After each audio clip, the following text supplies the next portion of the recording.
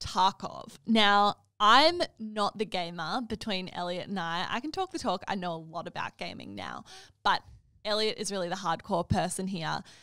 Talk to me about Tarkov, because I feel like 2 weeks ago, this was a game that I'd literally never heard of. I bought that game 2 years ago.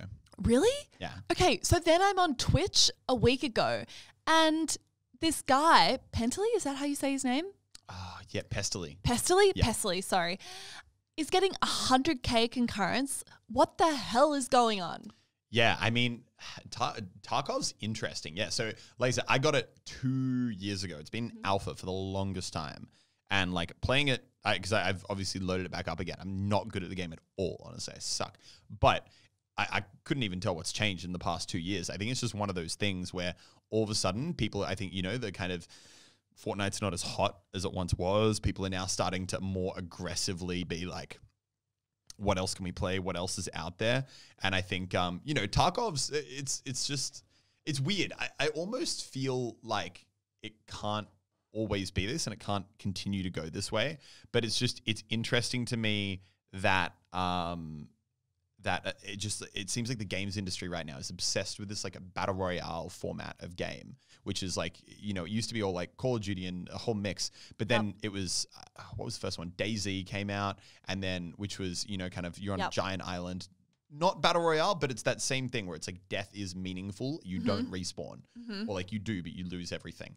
And I think Tarkov is just a really, it's interesting seeing that genre be like refined and refined and refined. There was DayZ, which was so slow, so buggy. And then there was, the more like chilled out versions like H1Z1. Then you had PUBG, which kind of transitioned that. Really transitioned it all. Which was the first like big real battle royale game. And then you had Fortnite, which refined that down even more. And I think Tarkov is, kind of a more refined version of those original like DayZ like games, because basically the gameplay cycle is death is incredibly meaningful, but unlike DayZ where you could spend 2 hours wandering around in a field looting and then just like get shot or find someone eventually after 2 hours, I think that they've got a really, really good thing in Tarkov. It's like you queue for a game, you instantly know there are enemies in this building. I need to fight people. So it's kind of a much more intense and action-packed version of, those kind of like original survival games. And obviously also like how they've then leveraged, they've obviously seen Twitch as, because the rise and fall of games to a point, especially indie games that aren't really like, mainstream, if they're not coming from big publishers, the rise and fall of those games is very largely determined by if content creators pick it up. 100%. And how they leverage those drops on Twitch to just boost the viewership even higher. Because if you've got, 20,000 people playing your game, that's not much. But if you go and watch this Twitch streamer, you'll get free in-game items.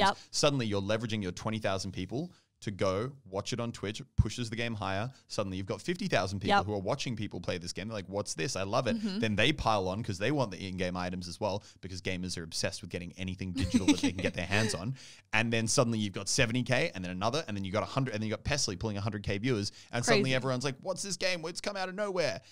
It will not last. I don't think it has the staying power to be and I think anyone who thinks it's going to be like the next Fortnite or something is joking themselves, but it is a very good game. And I think it's interesting to see how games now really understand the importance of having streamers and YouTubers create content about their game. And I think it was pretty apparent, because obviously Pestily was getting like 100K concurrents, and then as soon as they weren't doing the drops anymore, it dropped to like 2.5K, which is a significant drop. It shows that they clearly had a mechanism in game that was leading to that.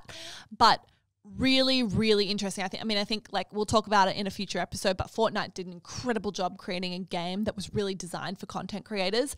And it's really interesting to see how new games are approaching that challenge and saying like, how can we get people creating content about our game to create a buzz? And I think like credit to them. Maybe they're not the next Fortnite, but they did a really good job creating a buzz for a period of time. 100%, especially for it's not like an indie game, but for a small studio game, it's insane success.